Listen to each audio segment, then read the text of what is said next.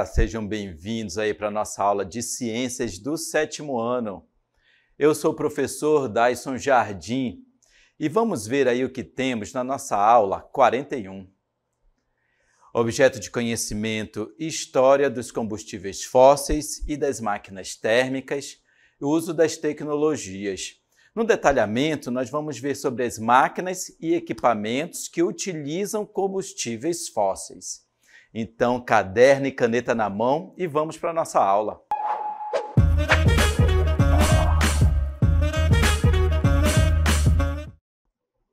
Olá, vejam vocês onde eu estou. Estou nesse imenso rio. Ou será se você tem aí perto da sua comunidade, da sua cidade, um lago que seja grande, todos esses corpos de água em que o principal meio de transporte são embarcações ou voadeiras que utilizam motores de polpas ou motor rabeta. Então, estes equipamentos são muito importantes para poder facilitar o transporte dessas pequenas embarcações no dia a dia, na sua atividade diária.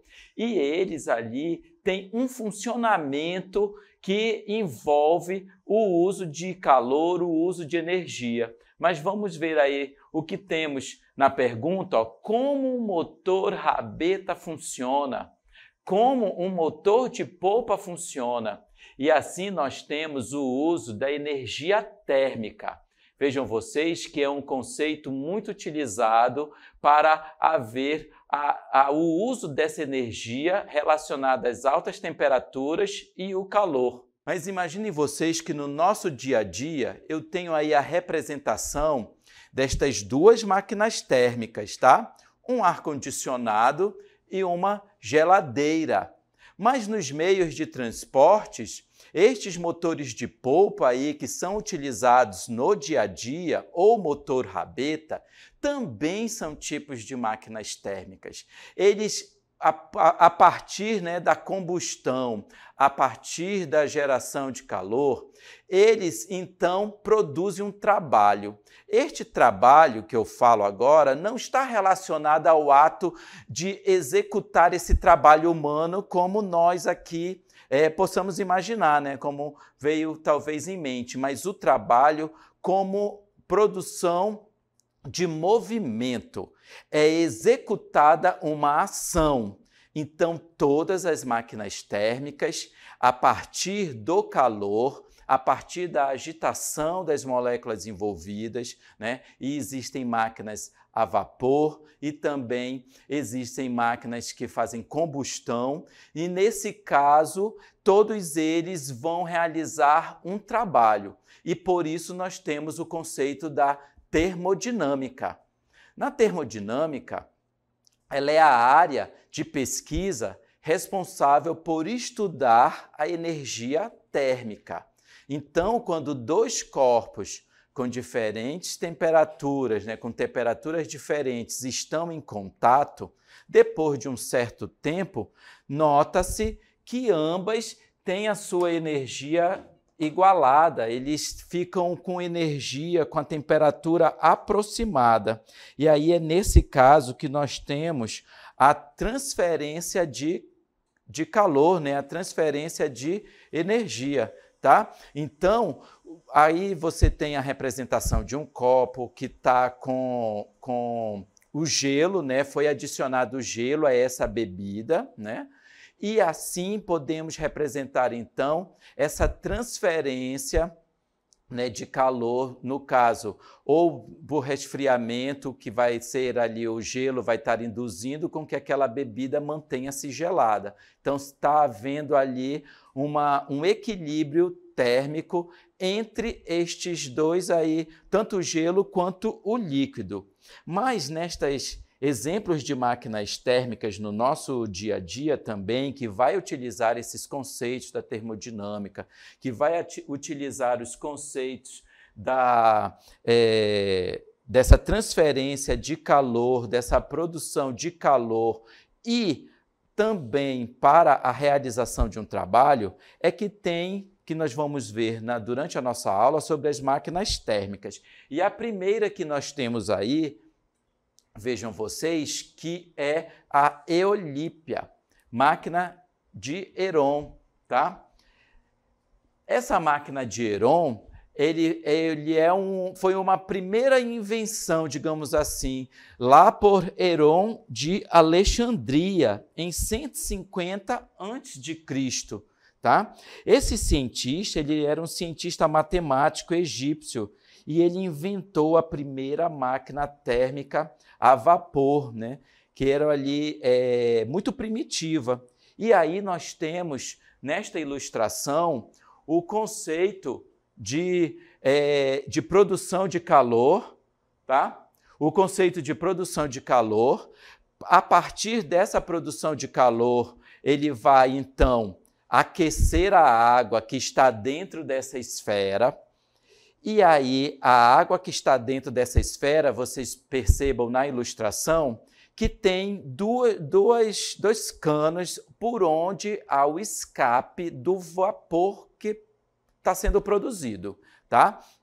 Então, nessa agitação de moléculas a partir da fonte de calor, né, é que vai ocorrer, então, a movimentação dessa esfera. Então, imaginem vocês que essa movimentação da esfera, olha aqui, ó, por essa região desses tubos aqui vai estar produzindo calor, tem o vapor, né? O vapor que foi produzido vai estar sendo eliminado, vai haver o escape desse vapor, e a pressão que está ali, então, sendo produzida, vai permitir com que essa esfera aqui gire, tá? Então, o movimento da esfera, inclusive está aqui a setinha, olha, vou voltar até no outro sentido contrário, tá?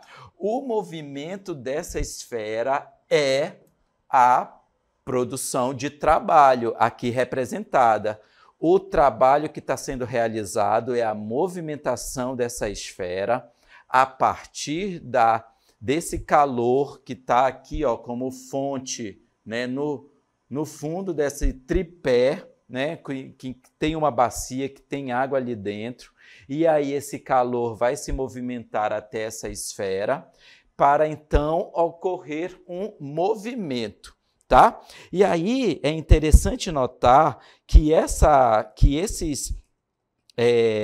estrutura que está montada sobre um tripé, ela foi ali, a partir do uso do fogo, a partir da fervura da água e do escape desse vapor que foi produzido, ele está resultando em um conceito que foi utilizado em todos esses tempos, né? Na evolução dessas máquinas térmicas, tá? Então, a partir aí de Heron de Alexandria, vários estudos, as tecnologias foram melhorando, essas máquinas foram sendo aperfeiçoadas, né, para então ser um conceito que foi utilizado em grandes, digamos assim, em equipamentos, né, seja na indústria, seja na produção de motores veiculares, nos navios que tinham na Amazônia, em vários locais também,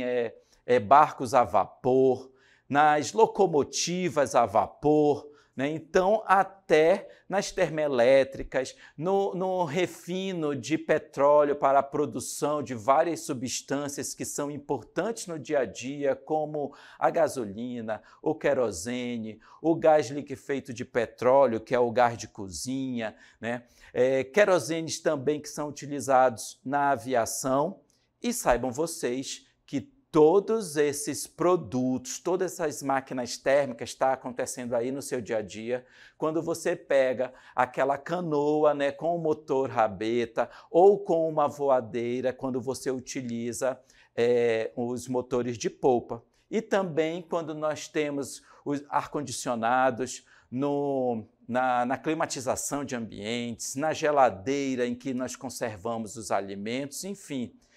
Em todos esses equipamentos existem esses conceitos, né, das máquinas térmicas a partir desse primeiro aí, equipamento, né, a Eolípia, né, em que foi ali fabricado por Heron de Alexandria. Mas nós também temos aí um outro conceito que é da panela de pressão. Vejam aí que na panela de pressão também tem uma fonte de calor, né? Ela está ali presa, essa água, e vocês sabem que tem que ter água, porque senão essa panela de pressão que tiver dentro dela vai queimar, vai produzir uma pressão muito alta a ponto de, Deus o livre, né, explodir essa panela de pressão, tá bom? Então tem que ter água suficiente para a preparação do alimento ali de interesse, né? Mas isso as nossas famílias, né, os pais, as mães de vocês são craques nisso, né? Todos nós ali temos que entender desse conceito aí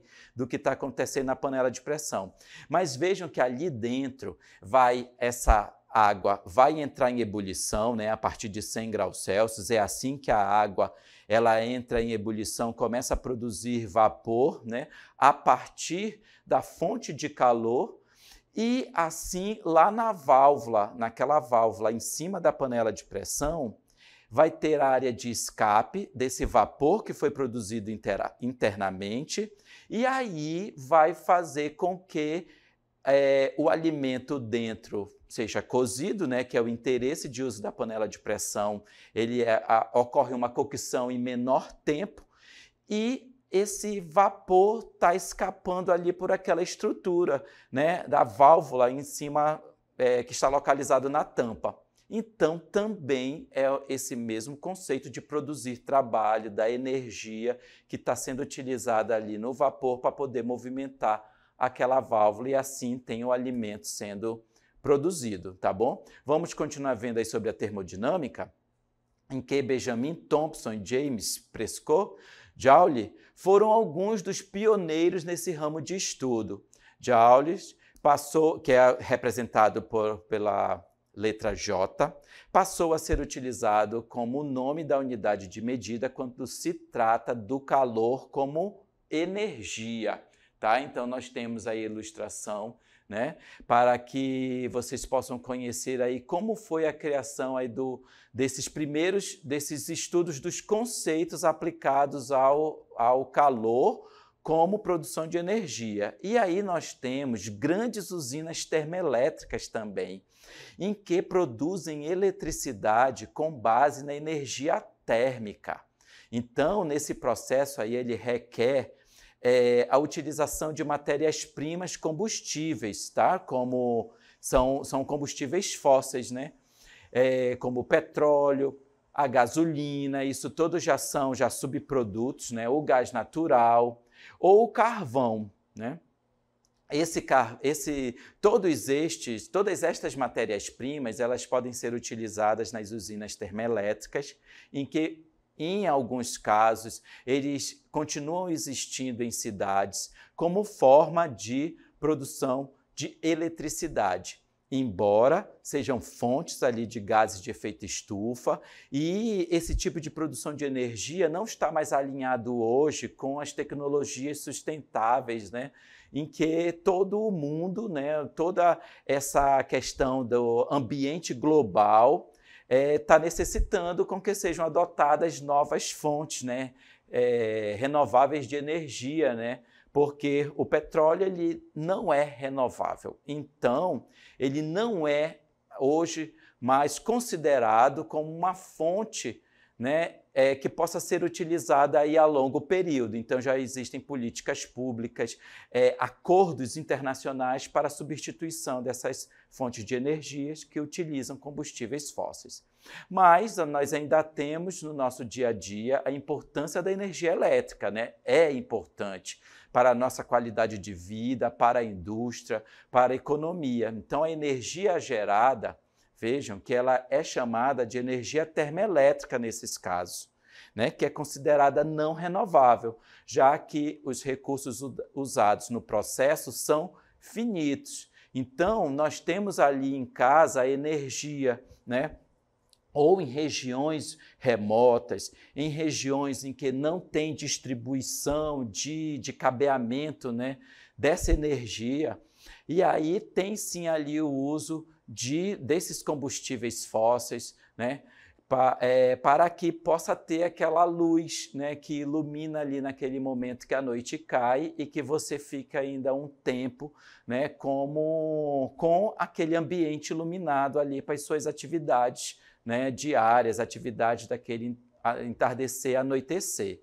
Mas como é que funciona? E nós vamos conhecer um pouco mais esse funcionamento, né? Como é que elas funcionam, as usinas termoelétricas funcionam. Então, a instalação de produção de energia elétrica, ela ocorre a partir do aproveitamento da energia térmica, e aqui continuam entrando as máquinas térmicas, obtidas pela combustão de um combustível fóssil. Olha aqui, novamente, nós temos esse uso de combustíveis é muito presente no nosso dia a dia, ou de biomassa. E assim, nós também temos, com esse uso de energia dessas máquinas térmicas, ainda nós temos vantagens com o uso da energia térmica. Vejam aí que ela pode ser obtida a partir do sol, quando ela é denominada de energia solar. Olha só. A energia solar ela tem uma característica de não poluir o ambiente, tá? Então são placas voltaicas, né, com uma tecnologia de fazer ali o uso dessa energia eletromagnética emitida pelo sol, da radiação, né, luminosa ali, radiação solar, e ali vai ver essa transformação de energia, uma série de equipamentos no interior daquela placa solar, e ali transformando em energia, né, elétrica, tá? Ela é obtida também a partir da queima de lenha, uma matéria-prima barata encontrada em qualquer lugar, mas essa queima de lenha ela começa a ficar insustentável quando você tem o uso direto de matéria-prima florestal, né? Então, isso é um estímulo a desmatamento, se for em grande quantidade ou para a indústria, né? Então, é um caso que tem que se pensar ali o uso, né, racional, o uso limitado desta madeira. Pode ser obtida através de gás natural, então aí o gás natural já é uma fonte de energia, né? Para que, então, ela é menos poluente do que os derivados do petróleo e carvão, inclusive pode ter estímulos das companhias de gás, né, de gás natural que são instaladas em vários estados, né, seja no Amazonas ou em outros estados, existem companhias muito preocupadas com o uso do gás natural, inclusive com financiamento, inclusive com um incremento dessa economia aí de uso de gás natural em vários setores da economia. E é uma alternativa rápida e barata, tá? Para a produção de energia elétrica em comparação com as hidrelétricas, por exemplo. Então, vejam vocês que hidrelétricas, elas são represamentos de corpos de água, de rios que têm um volume, né, considerado de água, e ali com aquele represamento vão ser construídas grandes barragens, né, com turbinas, e ali a passagem da água por aquelas turbinas vai haver uma movimentação de equipamentos muito específicos, e assim essa energia elétrica, então, ela é produzida, né? Mas isso causa muitas, digamos assim, alterações ambientais, impactos ambientais, tanto para populações, né, de comunidades tradicionais que estão localizadas nas margens antes era um rio e depois vai virar uma grande, né, barragem de água. Então, todas aquelas pessoas que estavam na margem dos rios, elas têm que ser transportadas para outro local, mudando a história daquelas famílias. E também a biodiversidade que vai ser inundada, né, que vai ser morta por tanto florestal quanto animais que possivelmente não tenham chances de fugir daquele nível de água que está aumentando. Então, neste processo aí de produção de energia também tem suas desvantagens e hoje no Brasil, embora já muito utilizado, hoje no Brasil tem limitações de implantação dessas usinas hidroelétricas, né, por conta das grandes alterações ambientais que causam, tá?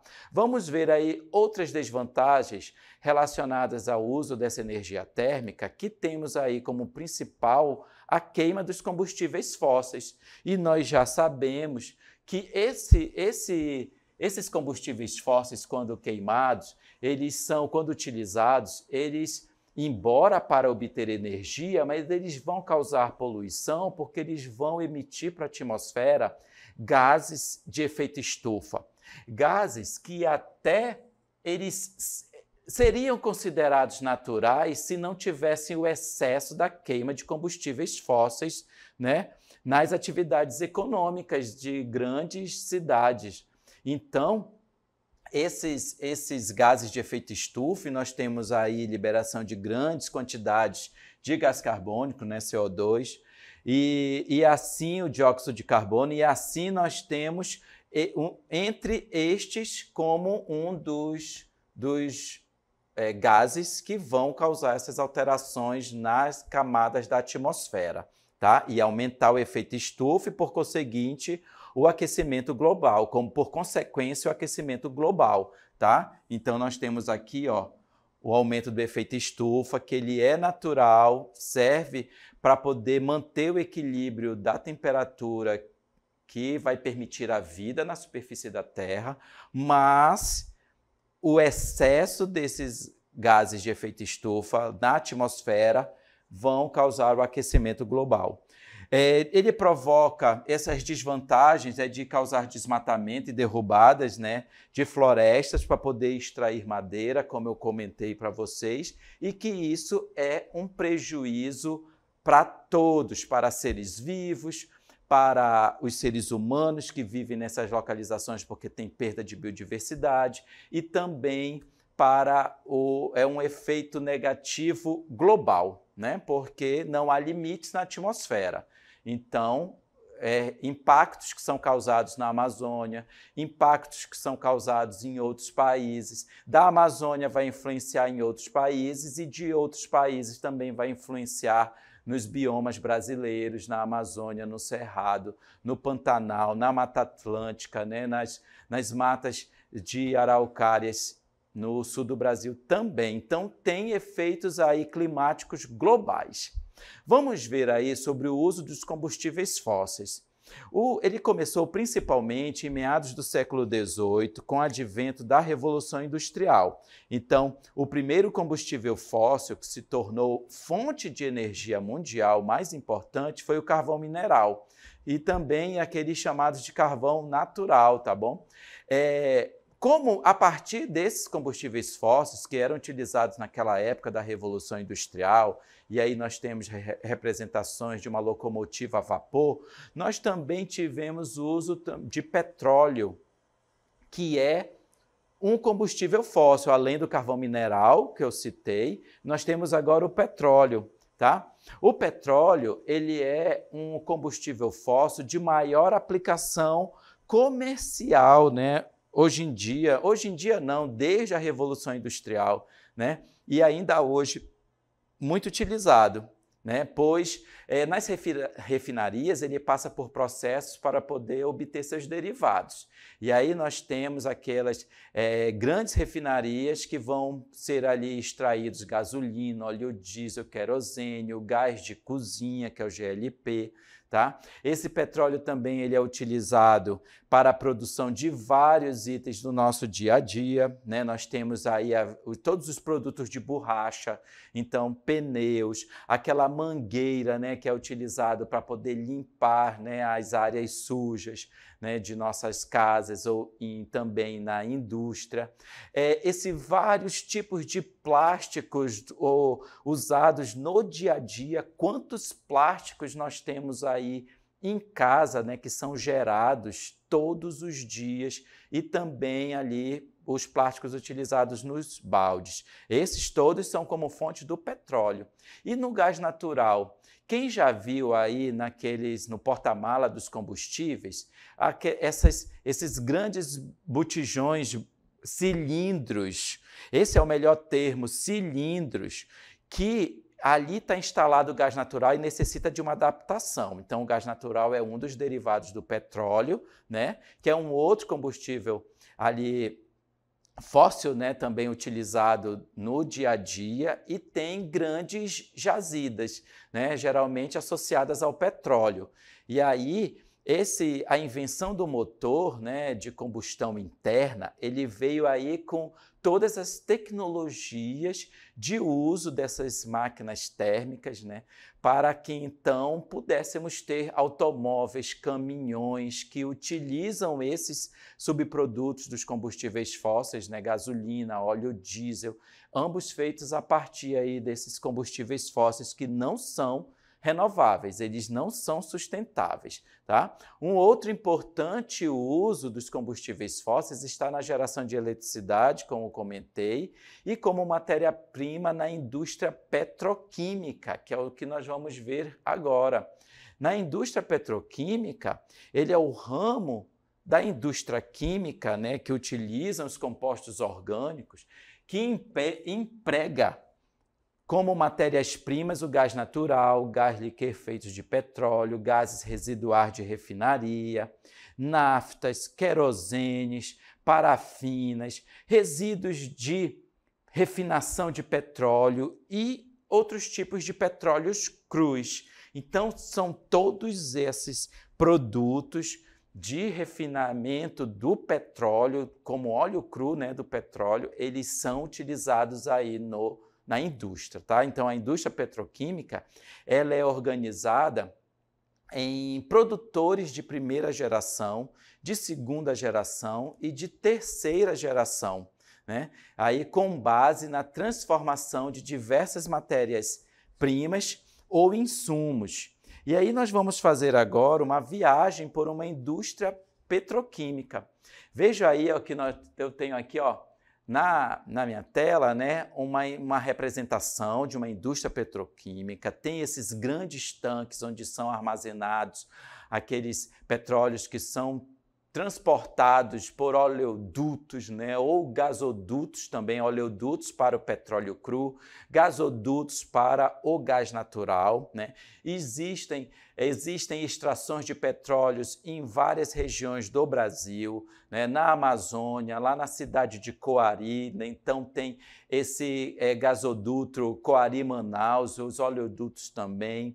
Existem no Rio de Janeiro, enfim, em plataformas oceânicas de extração de petróleo são encontradas. Então vejam aí ó, que nós podemos fazer um giro, né, por estas. Olha só como é que é. Eu vou fazer agora ó, uma visão para vocês verem como é uma indústria petroquímica. E aí nós temos os tanques de refinamento, né, são torres de refinaria em que esses produtos, eles são transportados, eles são aquecidos em fornos, altas temperaturas, 400 graus Celsius, e que eles vão passar por essas torres de refinamento e que vão ser separados. A gasolina, o querosene, o GLP, que é o gás liquefeito de petróleo, né, o gás de cozinha, vários subprodutos, tá? E aí esses subprodutos são separados, né, para então eles terem ali seus usos na indústria, eles vão ser distribuídos para todos os usos que são adotados, né, para movimentar a economia, né, mundial. Então, por isso, as refinarias são muito importantes para que os processos de refinamento do óleo cru de petróleo em subprodutos aí no dia a dia. Tá bom? Então, assim, nós tivemos a aula sobre as máquinas térmicas e a evolução aí também dessas máquinas a vapor e térmicas ao longo aí da história e usos no nosso dia a dia. Tchau!